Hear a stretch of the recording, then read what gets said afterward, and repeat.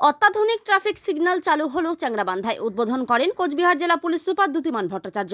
এছাড়া উপস্থিত ছিলেন অ্যাডিশনাল এসপি অনিমেষ রায়, মেখলিগঞ্জ এসডিপিও আশিস পি সুব্বা, মেখলিগঞ্জ থানার ওসি মণিভূষণ সরকার, চ্যাংরাবান্ধা ইমিগ্রেশন চেকপোস্ট আইসি সুরজিৎ বিশ্বাস, সুবিধা পোর্টাল ওসি ডাম্বাল ছেত্রী ও মেখলিগঞ্জ ট্রাফিক ওসি মহাদেব শীল সহ অন্যান্য পুলিশ আধিকারিকরা।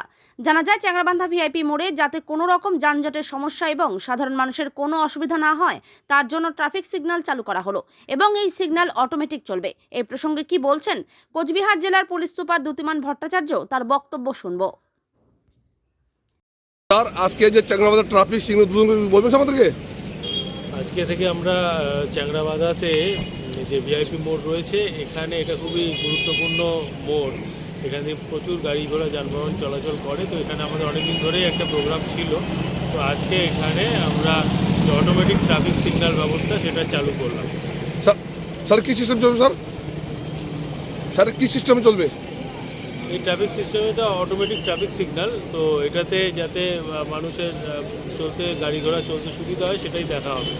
তো প্রথম বাইপাস এবং চৌরঙ্গি এলাকায় তো দীর্ঘদিন থেকে ডিমান্ড, ওই জায়গাগুলো খুব ক্রিটিক্যাল জায়গা, তো সেই জায়গাগুলো নিয়ে পরবর্তীতে কি ভাবা হবে? হ্যাঁ, এগুলো নিয়ে আমাদের ভাবনা চিন্তা রয়েছে।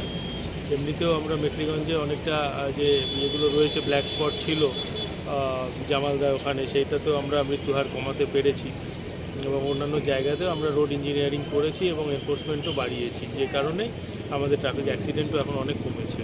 স্যার এখন অফিসার থাকবে? এখন অফিসার থাকবে স্যার? নিশ্চয়ই। ধন্যবাদ স্যার।